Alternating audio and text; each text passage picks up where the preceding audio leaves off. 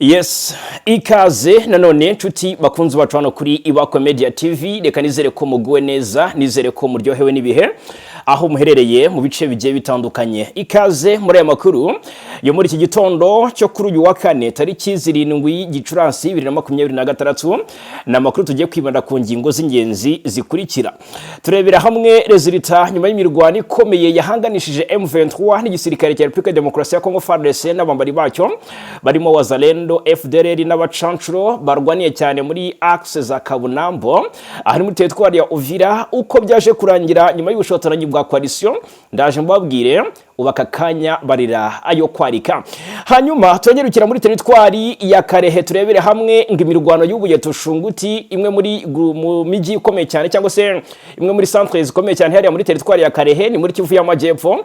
Itushunguti hadashize iminsi birivuga ko intare za Sarambwe cyangwa se M23 yamaze kwinjira cyangwa se kwirukana Wazalendo muri ako gace. Wazalendo rero bakoze riyo gibongera bagabitero kuri M23. Turaje turebera hamwe ibyari byo.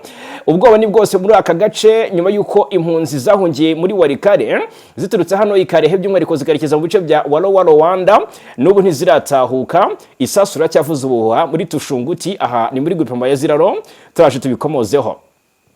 Turanyerukira Masisi hari agace kabaye Tombe M23 yigaruriye ndaje mbabwireho.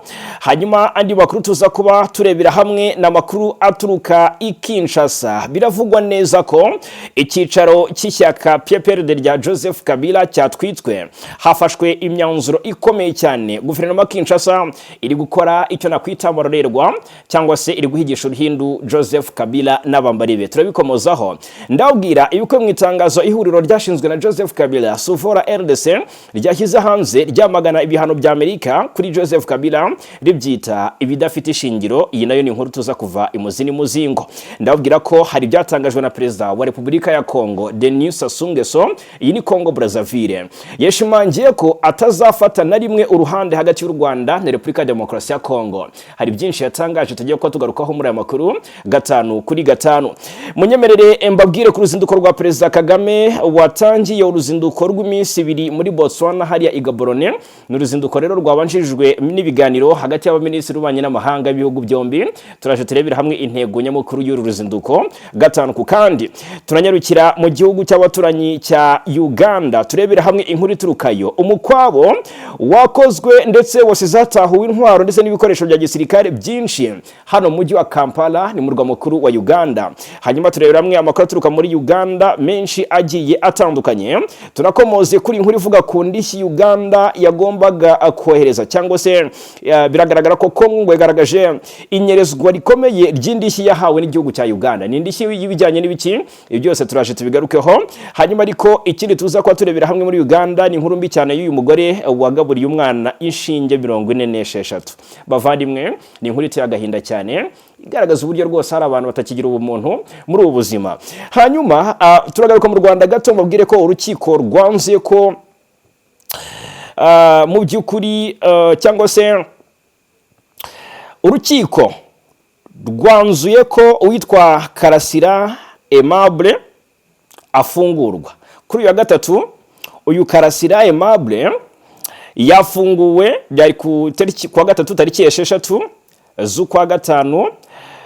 Uyu uzwi nka Uzaramba Karasira Aimable wamenyekanye nka profeseri nka Prof Niga wahamijwe icyaha cyo gukurura amacakubiri muri rubanda yafunguwe nyuma yo kurangiza igihano cye cy'igifungo cy'imyaka 5 yari yarakatiwe. Hanyuma ubwo ni inkuru itugezeho nyine cyangwa se yamaze kuba confirmed yamaze gufungurwa. Hanyuma ariko turebera hamwe inkuru ikomeye cyane. Urukiko rwanzuye ko iperereza ku ruhare rwa Agathe Kanziga n'umugore wa Juvenal Habyarimana rikomeza. Ubwo nabyo turabigarukaho. Turanyarukira mu yandi makuru ari kuvugwa hanze ya Afrika. Babwire ko Leta Zunze Ubumwe za Amerika zagaragaje ko Loni nidasaba Iran gufungura umuhora wa Hormuz izaba nta kimaze. Turabirebera hamwe. Perezida Trump yasubitse guherekeza ubwato ngo buce mu muhora wa Hormuz mu by'ukuri turaje tubikomozeho. Aya n'amakuru tujya kuba tuva imuzini muzingo. Icyo mbasaba nshuti bakunzi bacu hano kuri Ibako Media TV, ni muhandira aho hasi handitse subscribe cyangwa sabone, kugira ngo mu by'ukuri mwiyongere mu muryango mugari w'abadahwema kubana natwe, hanyuma mukande like tubone ko mubikunda, mutange ibitekerezo ari nako musangiza abandi aya makuru. Ibi byose ariko bavandimwe mubikore mu gihe namwe ubwanyu mwumva mwanogewe. Udutima muri comment, ndetse byaba byiza rwose umuntu wese aho ari hose atubwiye ati nitwa gutya, nitwa, akatubwira amazina n'aho aherereye tukajya tubasuhuza.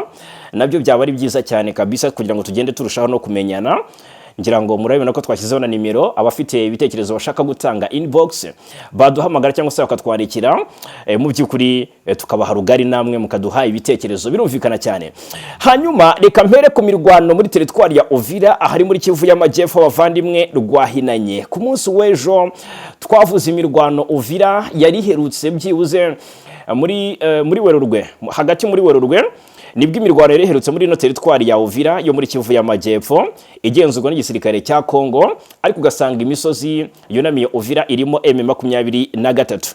Ni imirwano ubundi habaga imirwano ukibaza utese intego yayo ni iyihe. Nk'imirwano yarabaye Kabunambo minsi yashize, twabwiraga ko koalisiyo ishaka gufungura inzira zerekeza mu bice bya Bukavu. Murabizi neza ko ahangaha mu bice bya Sanje havugwa M23 ni Kabunambo byegeranye.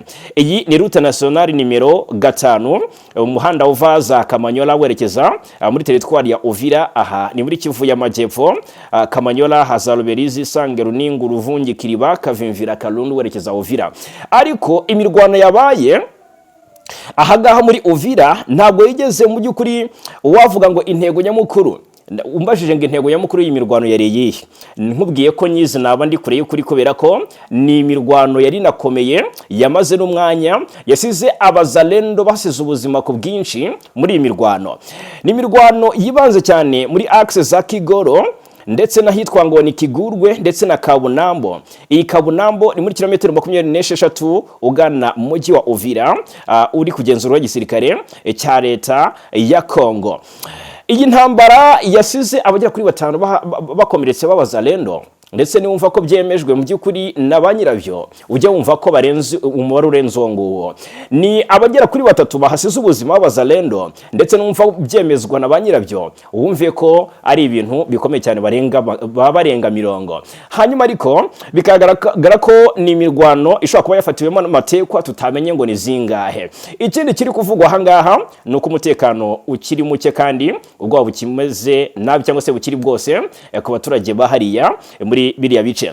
Ni imirwano yumvikanyemo imbunda z'amariterari n'imbunda ziremereye cyane zirasa imizinga, zumvikanye muri iyi mirwano ahangaha Kigurwe muri teritwari ya Uvira. Ni imirwano yavuzwe mu gihe muri Uvira muri axe za muri avenue Kibondwe, aha ni muri komine Mulongwe. Iyi komine ni imwe muri komine 3 zigize teritwari ya Uvira. Bavuga komine Mulongwe, bakavuga komine Kavimvira na komine Kalundu. Izi ni komine 3 zigize teritwari ya Uvira. Ahangaha rero ahitwa Mulongwe habamo agace kitwa ngo ni Kibondwe.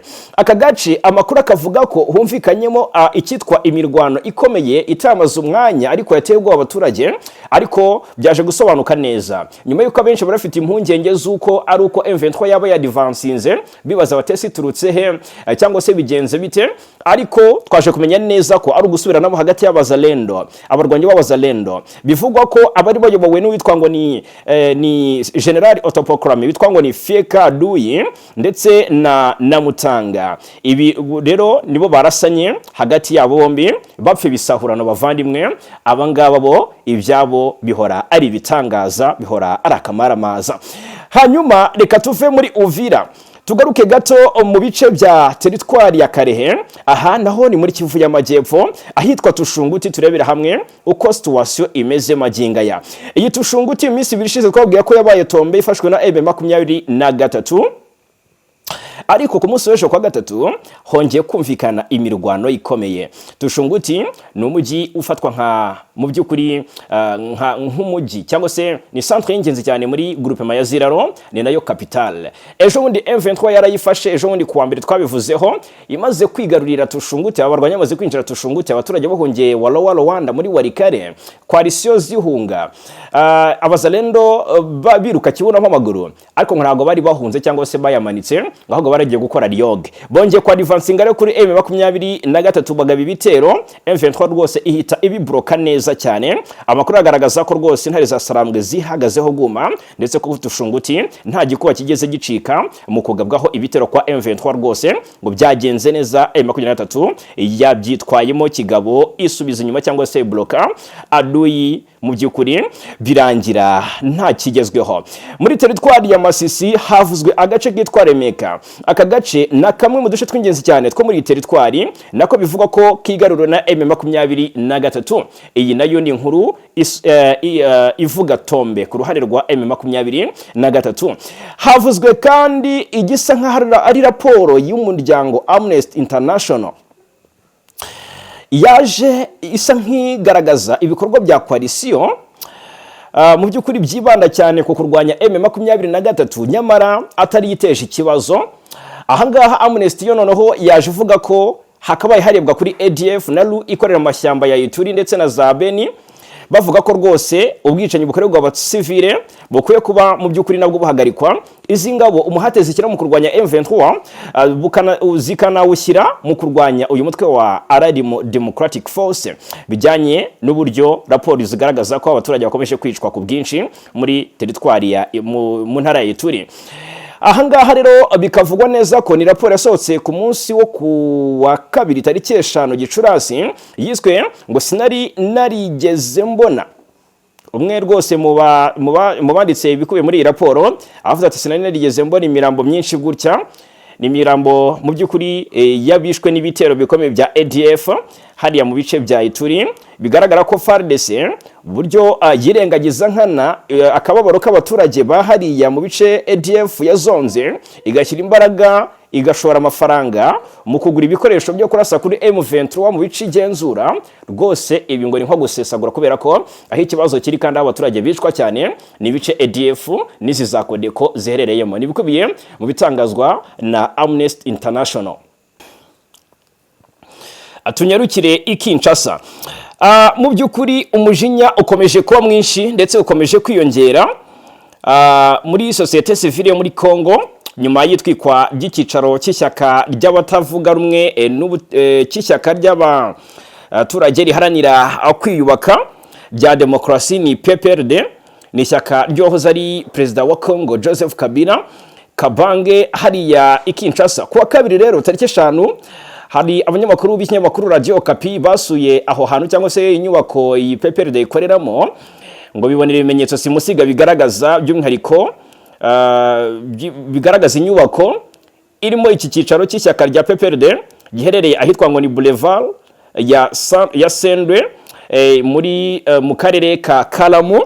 Noneho abatanga buhamya biragaragara ko nk'ifoto yashyizwe hanga kuri iyi nkuru ni icyicaro cya PPRD nyine n'ubundi cyatwitswe cyagizwe umuyonga. Bakavuga ko ngo ibyo biro byari bimaze igihe bidakora, ngo byatwitswe n'abigaragambya mu gihe cy'urugendo rwateguwe ejo bundi kuwa mbere n'ishyaka UDPS riri ku butegetsi mu rwego rwo gushyigikira ibihano Amerika yafatiye uwahoze ari perezida Joseph Kabila. Ibi byabaye byakuruye impaka nyinshi ku mbuga nkoranyambaga cyangwa se no ku muhuzabikorwa wa societe civile nshya ya Congo yitwa Jean-Claude Katende. Ati ibikorwa nk'ibi rwose bibangamiye demokarasi muri Republika Demokarasi ya Kongo. Yabyamaganye cyane. Ni muri urwo rwego ariko yanamaganye byimazeyo icyo gikorwa cyo kwangiza, kandi atanga umuburo ko ibi bishobora guteza imbere urugomo muri ibi bice mu by'ukuri byo muri Republika Demokarasi ya Kongo. Ubwo ariko reka turebere hamwe ibikubiye mu itangazo ihuriro Suvar EDC ryashyize hanze rikomoza ku bihano Joseph Kabila aherutse guhabwa na Leta Zunze Ubumwe za Amerika. Ibihano Kinshasa yishimiye ndetse igaragaza ariko ko bidahagije, ko ahubwo akwiye no gushyirirwaho impapuro zimuta muri yombi.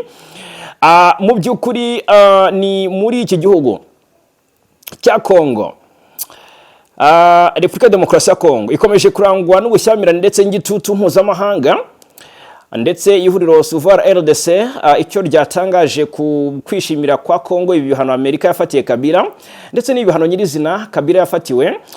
Iri huriro yashinze arishingiye Nairobi mu minsi ishize rwose ryaje ribikomozaho mu itangazo ryashyize hagaragara ni ku munsi w'ejo, ryasobanuye ko ibyo bihano ribifata nk'ibishingiye ku mpamvu zidafatika cyangwa se zidafite ishingiro, ribyita ibihano bya gihubutsi kandi bitubahirije amahame y'ubutabera.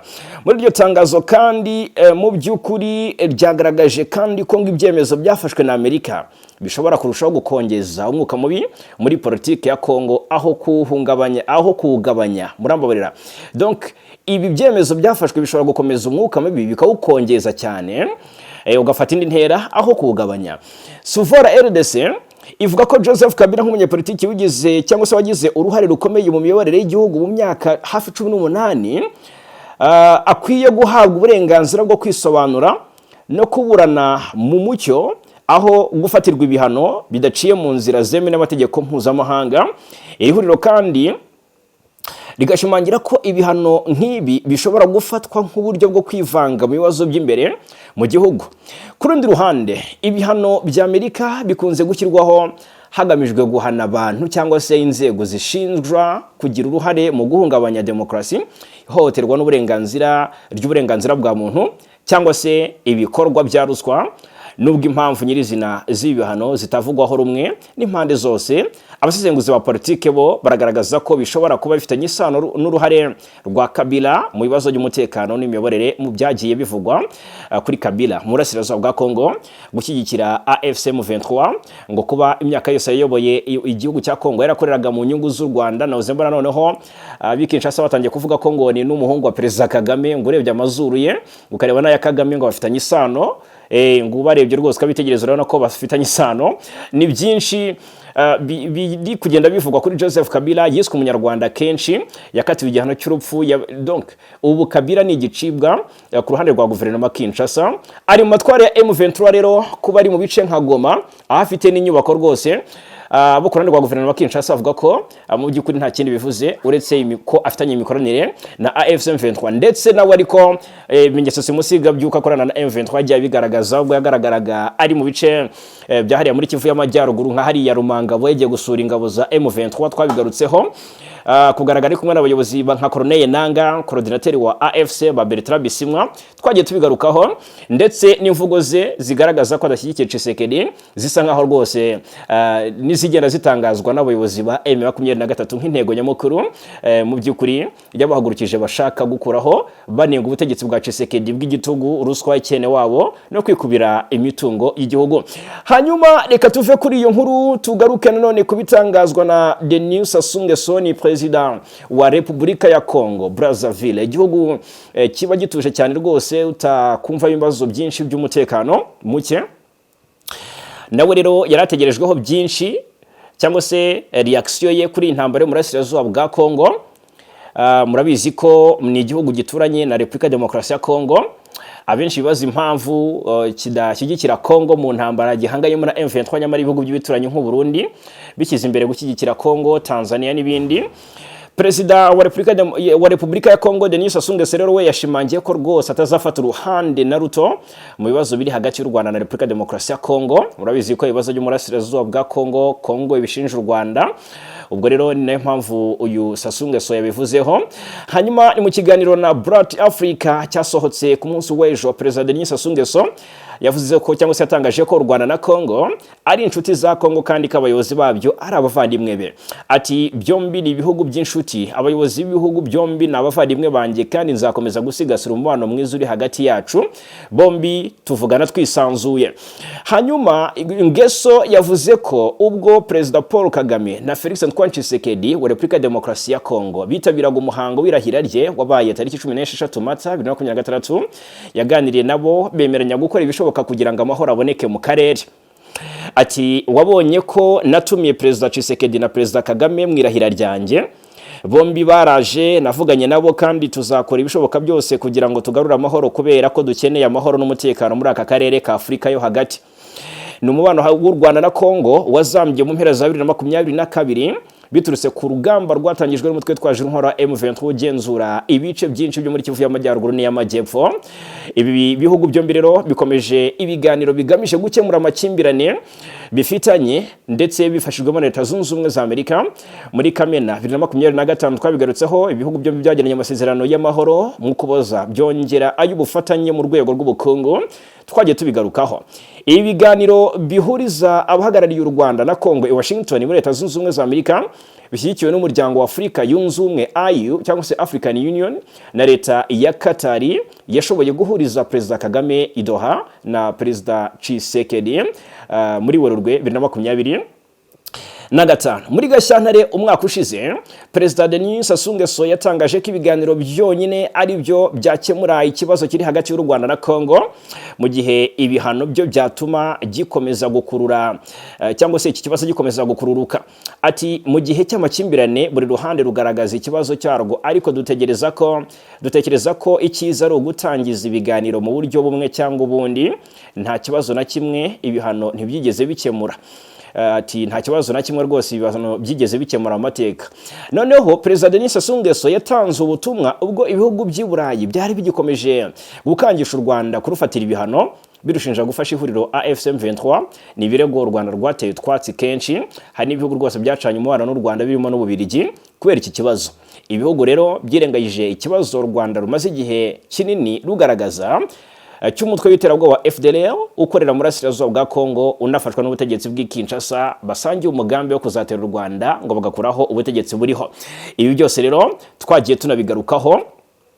Ngibyo rero ibitangazwa na Denis Sassou Nguesso, Perezida wa Repubulika ya Kongo, avuga ko rwose nta ruhande abona yabogamiraho mu bibazo by'u Rwanda na Repubulika Iharanira Demokarasi ya Kongo. Ese nawe uremeranya na Denis Sassou Nguesso? Nagira ngo dusangire ibitekerezo muri iki kiganiro. Perezida Kagame yageze i Gaborone muri Botswana ku mugoroba ku munsi w'ejo, mu ruzinduko rw'iminsi 2 agiye kugira muri iki gihugu cyo muri Afurika y'Amajyepfo. Botswana iri muri SADC. Perezida Kagame ubwo ageraga muri Botswana kuri wa gatatu tariki 6 Gicurasi yakiriwe na mugenzi wa Botswana yitwa Duma Boko ku kibuga cy'indege mpuzamahanga akitiriwe Esa Seletse Kama. Byitezwe ko donc ku gicamunsi cyo ku munsi w'ejo Perezida Kagame na Boko baganiriye cyangwa se bagiranye ibiganiro byakurikiwe n'ibindi biza kugirwamo uruhare n'abayobozi ba Botswana ndetse n'ab'u Rwanda, dore ko uruzinduko rw'iminsi 2 nyine. Hanyuma nyuma gato baraza kuganira n'itangazamakuru. Biteganyijwe ko rero ibihugu byombi biza gushyira umukono ku masezerano y'imikoranire mu nzego zitandukanye, arimo gukuriranaho imisoro icibwa ubugira kabiri ku bicuruzwa biva muri ibi bihugu byombi. Perezida Kagame na Perezida Boko wa Botswana baganiriye mu gihe hari habanjeho ibiganiro hagati y'abaminisitiri b'ububanyi n'amahanga b'ibihugu byombi, ndetse nabo baganiriye mu by'ukuri byinshi mu mikoranire ndetse n'umubano hagati y'ibihugu byombi. Hanyuma indi nkuru twagarukaho, reka mbabwire ko yitwa Karasira Aimable yarekuwe. Uzaramba Karasira Aimable wamenyekanye nka Professor Niga wahamijwe icyaha cyo gukurura amacakubiri muri rubanda yafunguwe nyuma yo kurangiza igihano cye cy'igifungo cy'imyaka 5 yari yarakatiwe. Urukiko rukuru urugereko rwihariye rushinzwe kuburanisha ibyaha mpuzamahanga n'ibyambukiranya imipaka ruherereye hariya i Nyanza mu majyepfo y'u Rwanda rwahamije icyaha Uzaramba Karasira ku itariki 30 Nzeri 2025 rutegeka ko wafungwa imyaka 5. Karasira yashinjwaga ibyaha birimo guhakana jenoside, guha ishingiro jenoside, gukurura amacakubiri no gutangaza amakuru y'ibihuha. Ubushinjacyaha buhamya ko rero byakorewe ku muyoboro wa YouTube mu bihe bigiye bitandukanye.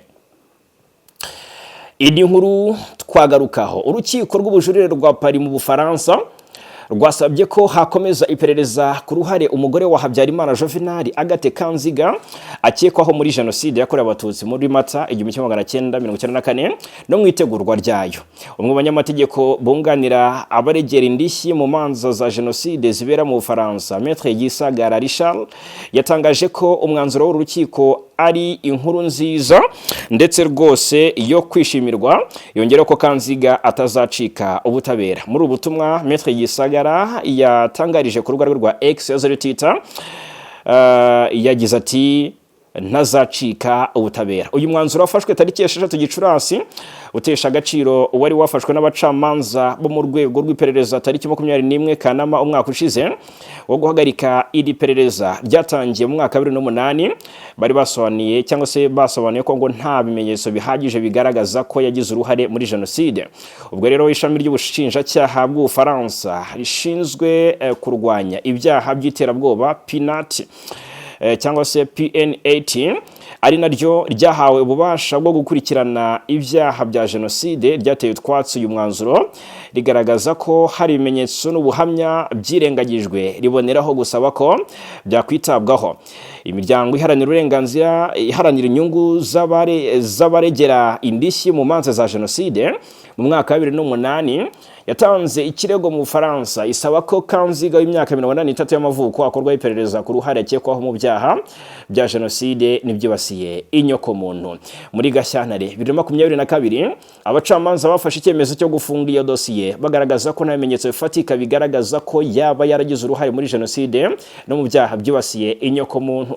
Kubera ko Kanziga yakuwe mu Rwanda tariki 9 Mata mu mwaka wa 1994 hashingiwe ku itegeko rya François Mitterrand wayihoze ayobora Ubufaransa. Iperereza ku ruhare rwe ryakozwe ku minsi 3 ibanza ya jenoside. Muri Nzeri 2024 PNAT yagaragaje ko iperereza kuri Kanziga ryakozwe ku bikorwa by'iki bike mu gihe gito kandi humvwa abatanga buhamya bake. Izi rero nizo zagiye zibimbagamizi cyangwa se byagiye bishingirwaho kugira ngo mu by'ukuri hagarikwe mu by'ukuri gukurikirana iyi dosiye. PNAT yasabye ko hakorwa iperereza ku bikorwa bya Kanziga byo kuva tariki ya 1 Werurwe kugeza ku itariki ya 9 Mata 1994 imushinja n'ikindi cyaha cyo kugira uruhare mu mugambi wa jenoside. Nyuma y'umwanzuro wafashwe muri Kanama 2025 imiryango iharanira inyungu z'abaregera indishyi yagaragaje ko bitumvikana ko Kanziga atahamijwe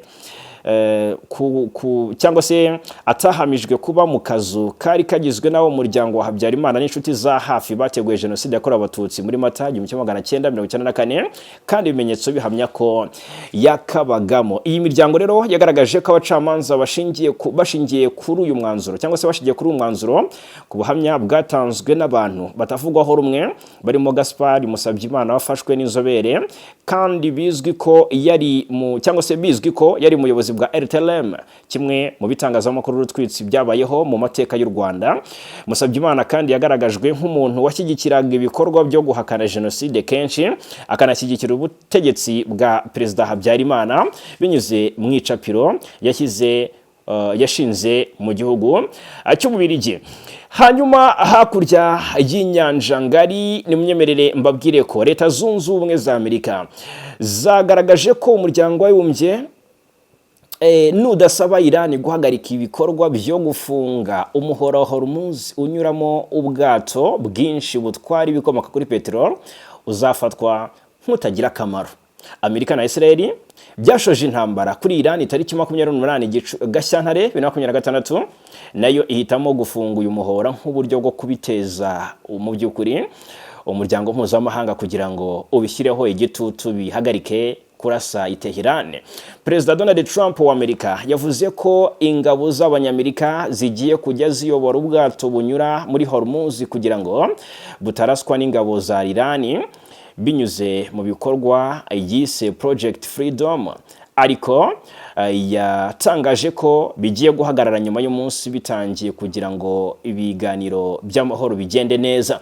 Hanyuma ingabo za Iran zigambye kurasa ubwato bwinshi bwagerageje kurenga umurongo ntarengwa zashyizeho muri Hormuz n'ahandi mu kigobe cya Perse, ziburira abanyamerika ko nibagerageza kuvogera igice ziri kugenzura ko nabo bazaraswa. Minisitiri w'ububanyi n'amahanga wa Amerika Marco Rubio yatangaje ko Loni ikwiye gusaba Iran kureka kurasa ku bwato bwikoreye ibikomoka kuri peteroli n'ubundi bw'ubucuruzi gutegura ibisasu ingabo zayo zateze mu mazi kandi ntizitambika ibikorwa by'ubutabazi. Rubio yagize ati turi gusaba Loni guhamagarira Iran guhagarika guturitsa ubwato, gutegura ibisasu no kwemerera ko habaho ibikorwa by'ubutabazi. Niwo muryango mpuzamahanga udashobora gukora ibi ngo ukemure ikibazo nta guca ku ruhande, ubwo sinzi icyo Loni yabimaze. Kuva muri Mata 2026 Amerika na Irani biri mu biganiro by'amahoro biyoborwa na Pakistan. Nyuma yo kwemeranya ku gahenge, Trump yatangaje ko hamaze guterwa intambwe ikomeye mu biganiro biganisha ku masezerano y'amahoro. Ngaye nguko rero reka mbashimire cyane kubana natwe muri aya makuru yo muri iki gitondo cyo kuri uyu wa kane tariki 7 Gicurasi 2026 5 kuri 5 hano kuri Ibakwe Media TV. Turakomeza kubana.